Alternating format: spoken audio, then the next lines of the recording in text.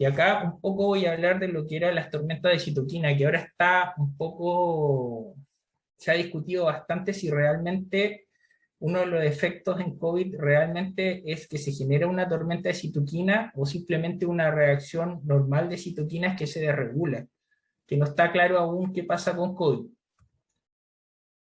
Bueno, una de las alternativas para el tratamiento de los pacientes críticos en COVID era tratar de bajar la inflamación. Y una forma de poder bajar la inflamación, había una alternativa que eran bastante caras, otras muy complicadas, y en este caso la gente de la Católica se la jugó por un anticuerpo humanizado hecho en ratón, que es el tocilizumab, que es un potente inhibidor del receptor de interleuquina 6. Bueno, este inhibidor bloquea totalmente el receptor, apagando las pathways que activan la interleuquina 6 de manera drástica. O sea, literalmente estamos poniéndole una bomba atómica al receptor. Y esto hace que se produzca, como diría, darle un aire a los pacientes que están altamente inflamados para lograr desinflamar e ir avanzando en el tiempo para que lograr que se recuperen. Para esto se hizo el siguiente diseño experimental. Se tomaron 10 pacientes ingresados en la unidad de cuidados intensivos. Estos no estaban conectados a respirador mecánico, solo estaban con suministro de oxígeno pasivo. Tenían una edad promedio de 57 años, el rango de edad era 45 a 70 años, tenían una pH promedio de 7,5, estaban graves, con un rango de 7,5 al 13%. La interleuquina 6 tenía un valor promedio de 158,8, que es bastante alta, es muy alta, por lo tanto estaba muy inflamado. Bueno, se colectó el suero en los días 0, que corresponde antes de recibir el tratamiento, el día de ingreso, día 1, que corresponde a 24 horas posterior a la incorporación del fármaco, y el día 7, que corresponde a los 7 días posterior a la incorporación del fármaco. En este caso hicimos el mismo proceso, hicimos de la depresión de las proteínas más abundantes del plasma, en este caso usamos la TOP14 de Agile, luego esta se hizo una digestión tríptica, y posteriormente los péptidos fueron analizados en el TIMS-2 Pro, utilizando el método de adquisición de Data Independent Acquisition PASEC. Fue analizado utilizando DNN y se hizo el análisis de los resultados.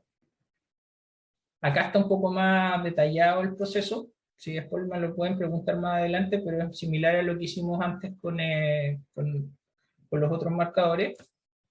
Aquí hay una variación donde vimos la calidad de cada experimento, donde vimos los tiempos de retención de una librería de IRT, que son péptidos calibrantes, con respecto a los tiempos de retención predichos y los tiempos de retención obtenidos, donde claramente se ve muy bien el método y la reproducibilidad es bastante buena con todos los experimentos.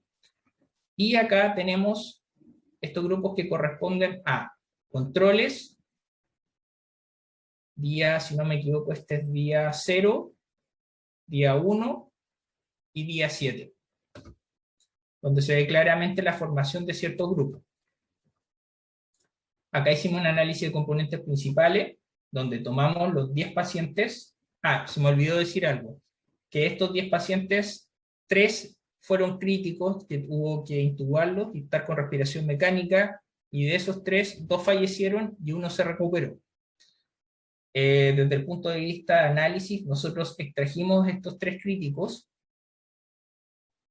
donde primero mostramos el análisis de componentes principales, controles, que están sanos con respecto a esta cohorte que recibieron el fármaco en los distintos días, y posteriormente retiramos estos 3 pacientes que corresponden a estos pacientes críticos y los analizamos de manera independiente, ya que desde el punto de vista estadístico generaban demasiada entropía al sistema, o sea, generaban un cambio muy grande y no eran relevantes para el estudio.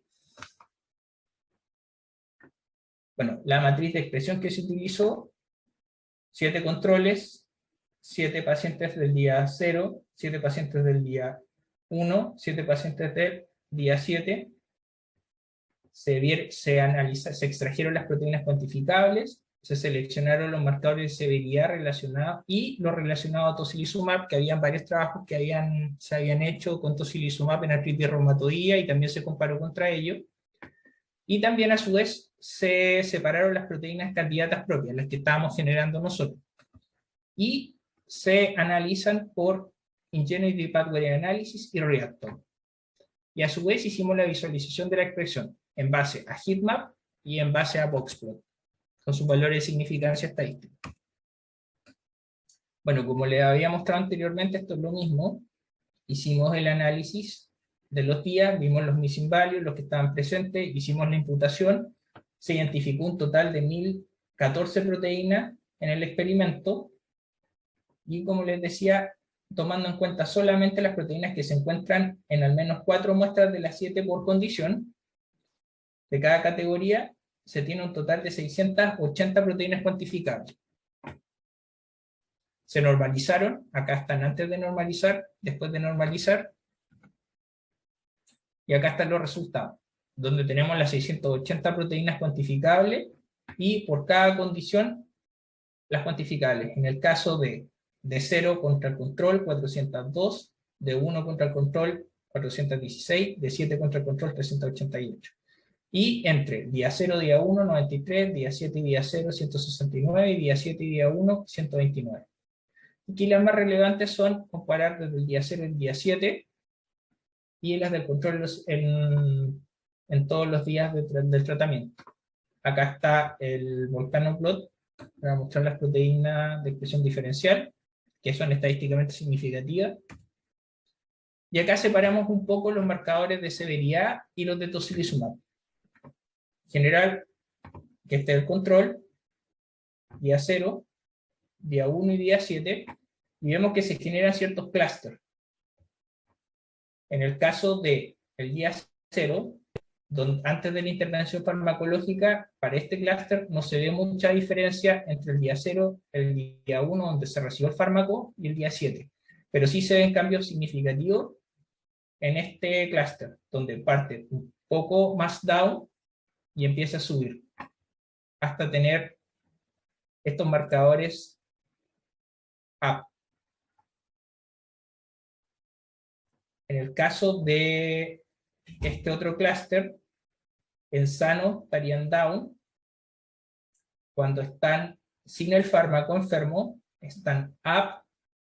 Al día 1 de la intervención farmacológica se mantiene un cierto grupo up, pero después bajan en el día 7, donde tenemos proteínas clásicas como la proteína C reactiva, la serie amiloide 1, la serie amiloide 2, la lipoproteína 1, que son proteínas que sensan la inflamación y deberían verse disminuidas en el proceso de desinflamación. Y algunas proteínas del complemento. En caso de tocilizumab, tenemos también la formación de ciertos clústeres por jerarquía, donde el control tiene una tendencia a estar down, el día 0 lo mantiene, pero en el día 7 estos se van hacia up. Todavía no sabemos por qué pasa esto, pero es algo que está pasando como un efecto de rebote con respecto a la administración del fármaco y a los 7 días después. A diferencia de este clúster donde en los controles parten down, que deberían estar down, en el día 0 se mantienen up o altamente inflamados para este tipo de proteína, se mantienen y tienden a bajar un poco en el día 7.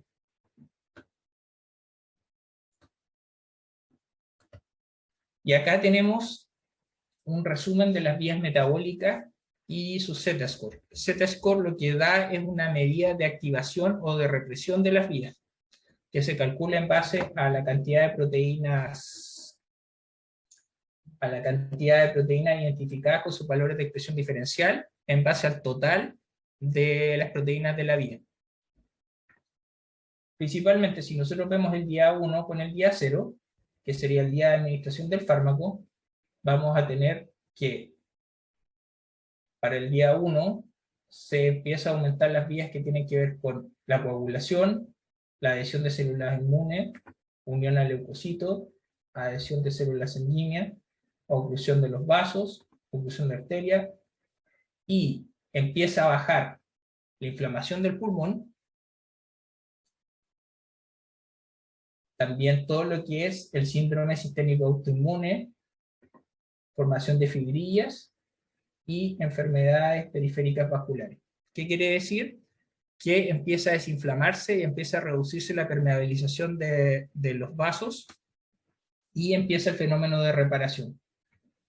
En cambio, si nosotros lo vemos al revés, consideráramos esto, invirtiéramos esto, el día 0 contra el día 1, veríamos que estaría muy inflamado el pulmón, tendríamos graves problemas de respuesta inflamatoria, y si nosotros consideramos el día 7 con respecto al día 0, aumentan las vías que tienen que ver con el metabolismo esteroideo, síntesis de óxido nítrico, esterificación de colesterol, metabolismo de proteína, proliferación celular, proliferación de células endoteliales vasculares. Entonces tiene que ver que va directamente hacia la reparación del sistema vascular, que estaba altamente dañado producto de la enfermedad.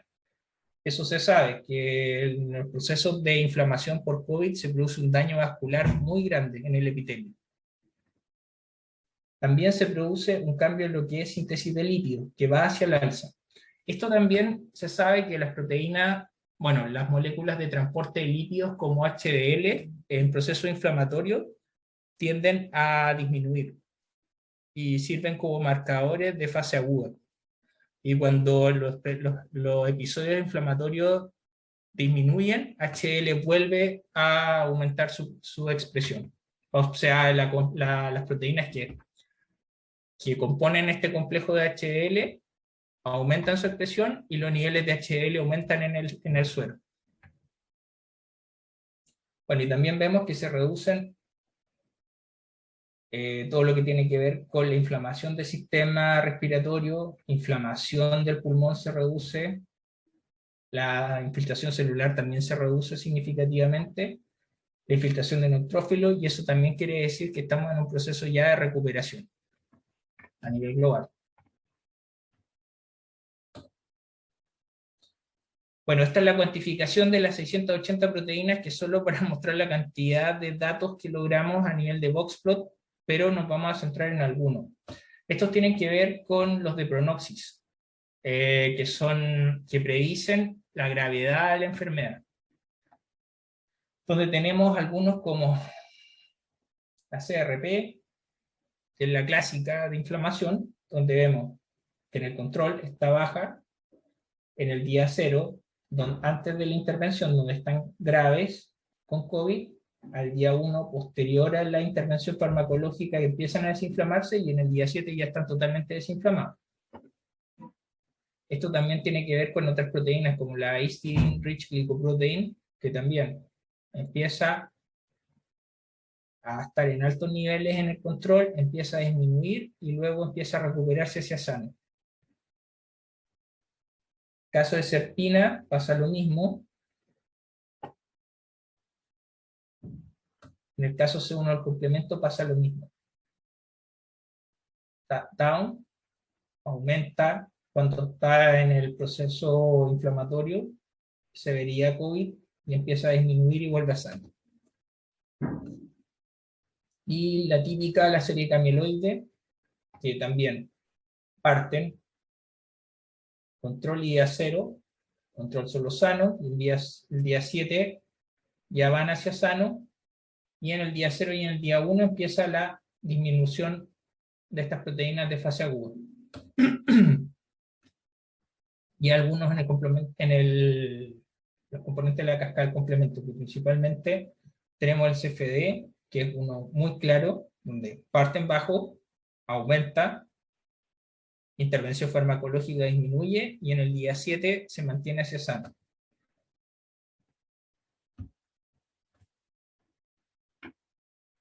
En el caso de C1QA del complemento, lo mismo, C1QB también.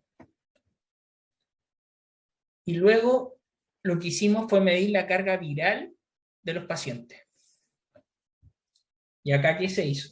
Primero construimos una gran librería para poder analizar a SARS-CoV-2 desde Mass Spectrometry, donde tomamos hisopado nasofaríngeo de pacientes PCR positivos, aislamos las proteínas, hicimos digestión tríptica, así hicimos el análisis de espectrometría de masa y generamos una gran librería y podemos identificar las proteínas virales y los péptidos que se generaban de la digestión tríptica. Luego seleccionamos los péptidos candidatos que eran diferentes a los péptidos que se generaban de otras proteínas spike, de otros coronavirus y de otras infecciones respiratorias. Ya cuando sabíamos que estos péptidos eran únicos para estas proteínas y podíamos decir que son altamente selectivos, lo que hicimos fue sintetizarlos y los enviamos a sintetizar agregándoles marca isotópica.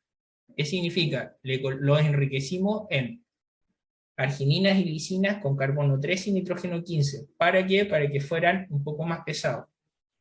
Y los pudiéramos ver como estándar interno. ¿Qué significa? Que íbamos a poder hacer una cuantificación absoluta de estas proteínas. Esto lo hicimos para el spike y para la nucleocápside.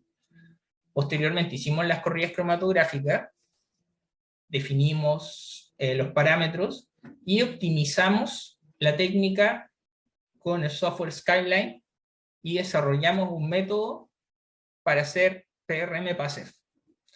Posteriormente, nosotros tomamos la muestra, la digerimos, agregamos estos péptidos pesados a nuestra muestra, hacemos la digestión y lo inyectamos en el espectrómetro de masa y cuantificamos. Esto es lo que se ve. Esta es una muestra estándar donde estamos midiendo el péptido GBIII-PDK que se corresponde a Spike. Y lo cuantificamos. Acá se ve su pic cromatográfico bastante limpio con una muy buena señal. Para el caso de la proteína de la nucleocápside, lo mismo. Acá está su espectro de fragmentación, acá está su pic cromatográfico y su cuantificación. Y estos son los resultados en esta misma corte de 10 pacientes, donde hicimos la cuantificación del péptido del spike en control, día 0 y día 7, donde vemos que para el día 0, donde están en su estado más agudo, inflamatorio y recién ingresaron a cuidado intensivo, se ve la expresión en este suero de las proteínas del spike, donde tenemos una gran variabilidad entre individuos. Esto es normal, porque entran a diferentes días post-infección, cuando se agravan. Algunos entraron al día 7, otros entraron al día 14, día 12, posterior al inicio de síntomas y de su detección por PCR. Y también los analizamos en el día 7, donde vemos que prácticamente ya no hay proteínas de la spike. Y no hay diferencias significativas, por lo tanto lo más probable esto ya es ruido electrónico y no está la proteína spike. Y en el caso de la nucleocápside, evaluamos también control, que son los pacientes sanos, el día 0, donde vemos la mayor cantidad de dispersión, y el día 7. Esto puede verse a que vemos que hay una mayor cantidad de proteínas de la nucleocápside, puede verse que puede ser una tasa de reciclaje o de eliminación más baja, porque como son parte de en este caso forman complejos para formar la nucleocápside, podrían ser más resistentes a la degradación, y por eso se encuentran mayor tiempo en el plasma. Por el caso del spike se ve claramente que ya el día 7 posterior a la intervención ya el virus no está. Y muchas gracias. Y me falta un dato pequeño, que es como para terminar, que nosotros en el laboratorio fuimos acreditados por el ISP para hacer secuenciación de variantes. Un segundo para ver si lo puedo compartir.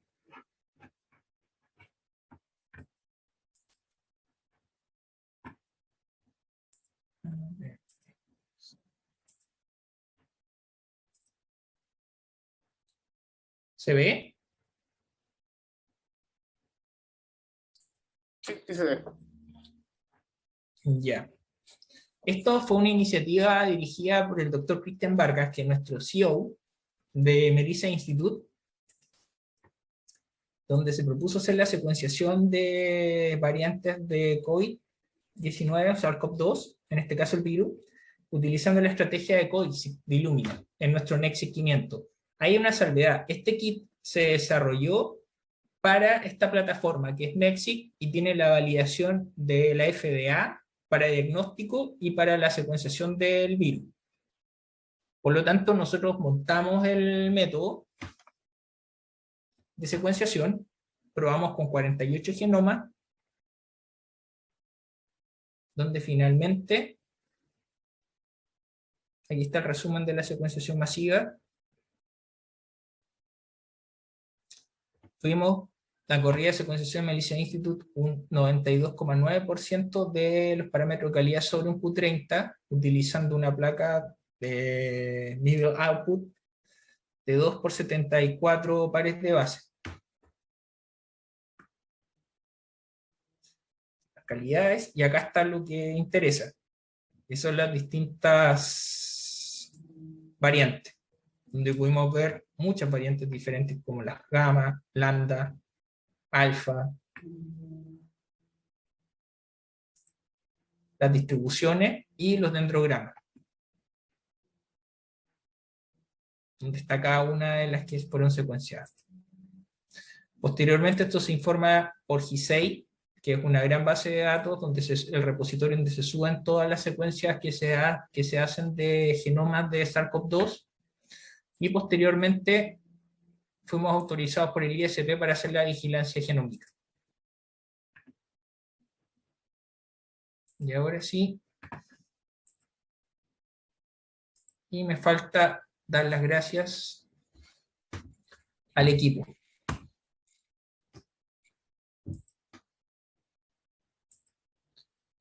Acá está el equipo de investigación, donde está todo Melissa Institute, donde está Cristian Vargas, que es el CEO del Core Facility, y es el director médico, yo, que soy el CLO, que es Chief Laboratory Officer, estoy a cargo del laboratorio, el doctor Juan Francisco Steger, que está encargado de la parte médica, que es el Chief Medical Officer, todo lo que es protocolos clínicos, Miguel Bravo, que está a cargo de toda la logística, Sebastián Haddad, que trabaja con nosotros desde México, y también él de mucho la parte médica, Francisco Álvarez, uno de nuestros bioquímicos, muy bueno en biología molecular y biología celular, ha hecho muy buenos experimentos.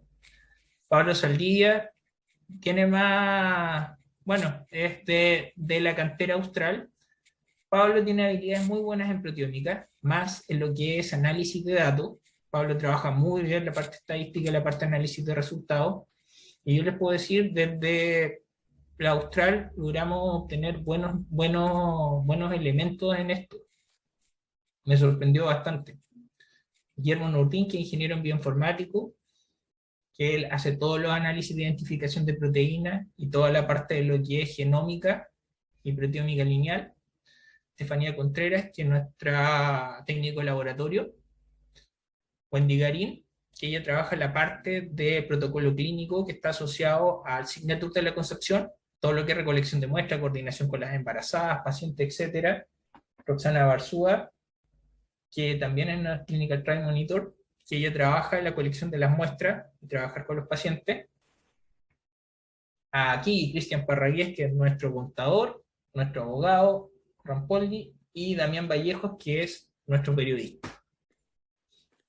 Y acá los agradecimientos son al proyecto ANIT-COVID, el efecto colateral de la defensa frente a COVID-19, análisis de la respuesta inflamatoria y su asociación con un potencial daño pulmonar en pacientes recuperados que cursaron COVID-19 severo, moderado y asintomático, de la Agencia Nacional de Investigación y Desarrollo, donde participa Estefanía Nova, Gonzalo Labarca y yo, y otro grupo más, grande. Y a su vez, de la Universidad Católica de Chile, donde hicimos el trabajo con tocilizumab, doctor Jaime Retamal, que él es el especialista a cargo del trial, y Nelson Barrera, PhD, que está a cargo del laboratorio de proteómica de la Pontificia Universidad Católica, que trabajó con nosotros en la parte de análisis de resultados. Y es parte del equipo del doctor Jaime Retamo. Y eso. Vale, muy buena presentación, Mauricio. Gran trabajo desarrollando en el Instituto Melissa.